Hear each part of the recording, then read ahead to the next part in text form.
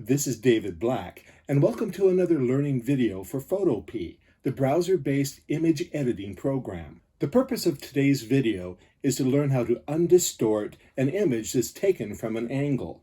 You might think that this technique is not worthy of an entire video, but you'd be surprised how often you find yourself using this technique. Let me tell you a story.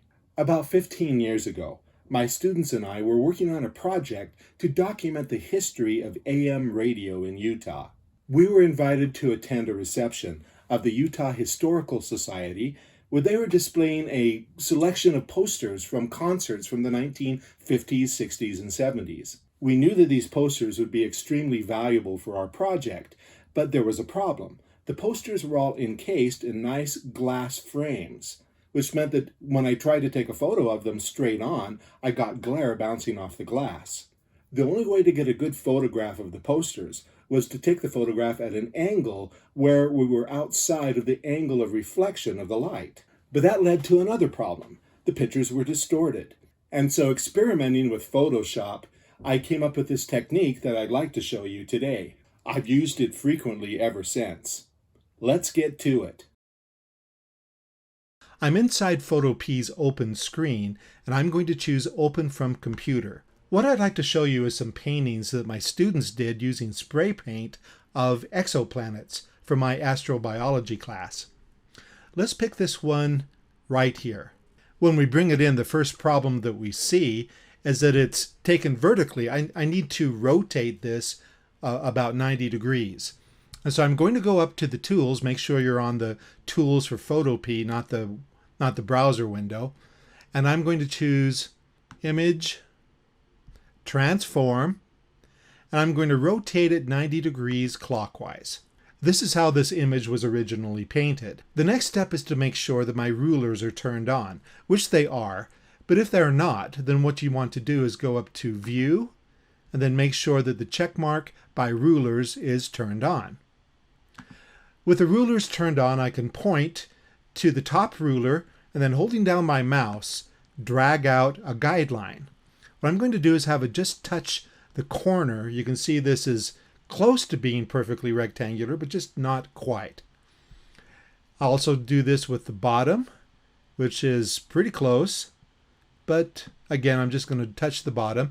And then also with the sides, drag out a vertical guideline to the corner there, and then a final one to this corner here. Okay, those are the guidelines that I'm going to use to drag out my image to make it the rectangle that it needs to be. So to do that, I'll first use the rectangular marquee and just select an area that's a little bit larger than the guidelines. Now I'm making sure that I have snap turned off. This is under View, and then right now snap is turned on, so I'm going to turn that off by deselecting it. Okay, now what we're going to do here is go under Edit and choose Transform and Distort. I get these little drag corners here that I can use. And what I'm going to do is just drag this. It's just a little bit kind of jerky here. I'm going to drag this so that my corner meets the edges that I've set up here, the guidelines, about there.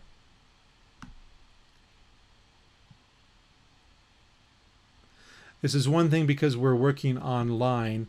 It's just a little bit choppier than what you'd get if you were in Photoshop.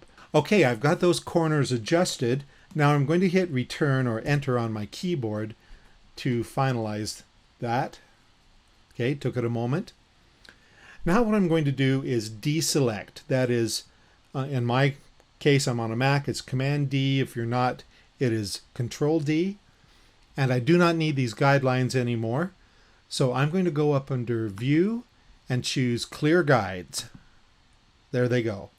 Okay, now to keep the part that I want, I'll use the rectangular marquee and just drag out a nice rectangle that stays inside the boundaries of my image here. And then I'll go up under Image and choose Crop. Okay, that looks pretty good. Now I can see that at least one of my planets or stars, whichever they are here, is not looking like a perfect circle, so we're going to have to make some adjustments on that. And then also the background isn't quite as dark as space should be. So I'm going to go up under Image, Auto Tone to begin with. Well, that didn't make a whole lot of difference. So let's try something else. Image Adjustments, Levels. What I can do here, let's move this aside so I can see what's happening a little bit better. So I'm moving my dark slider in a little bit, my white slider in a little bit. The whole thing is going to compress the range of colors. That makes my darks darker.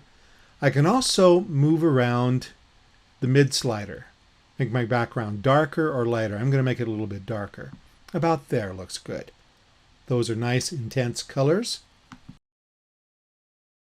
To also kind of fix the planets, sometimes when you're doing spray painting like this, after you painted the planets, then you put the mask back on that you use for creating the round shape, and then you use black spray paint to paint around it. But sometimes that black paint can get underneath your mask a little bit and make the planet not quite as round as it should be. So to fix that, I'm going to drag out some guidelines and have them just touch, in this case, the top edge and the side edge here of my planet, about there. And then switching to the elliptical marquee, I'll start right at the intersection of these guidelines and start dragging out a circle while holding down Shift. Shift will constrain this to be a perfect circle until it reaches the boundary of my object here, about there. Now at this point it's probably best if I turn off the guidelines. So I'll do that under View, Clear Guides. Now it's just a matter of using the rubber stamp tool to paint in the parts that I want. Now this is a little bit small, so I'm going to turn up the size of it to be fairly large, and then turn down the hardness to 0%. Let's even make this a little bit bigger brush. Yeah, about there. So now I can pick areas I want to color from. If I hold down Alt, it gives me the crosshair and I can click. That's where the color will come from.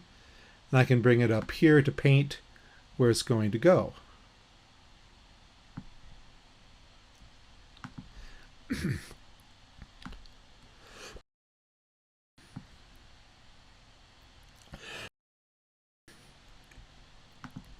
Since I have the selection turned on, as I paint this, it's going to make it a perfect edge.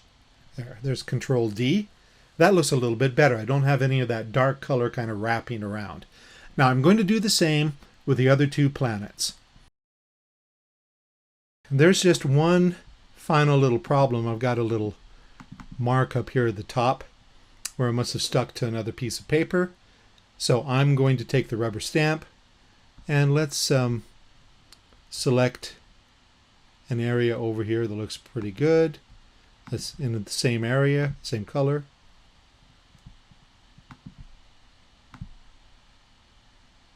All right, well that pretty much does it. So let's go ahead and save this. Or I can export it in this case, or save it as a PSD is probably best. So I'll choose Save as PSD. Let's call this Epsilon Indy. I'm going to put it into my Exoplanet Paintings folder. I know this seems to be a rather particular example, but one of the things I'm trying to show you is how to use guidelines for different purposes. Also a little bit about the rubber stamp tool and how to change the tonal quality of your overall image. There are many ways that this technique is useful for mastering science concepts. Here are a few examples. Let's say that you're going to visit a museum in Washington, D.C., perhaps the National Air and Space Museum. And so you'd like to take a photograph of a display, but the only way you can do it is from an angle. Well, this technique comes in very handy. The possibilities here are endless, and this little technique can help you get out of some hard photographic situations. I hope that you have enjoyed this video. Thank you for learning.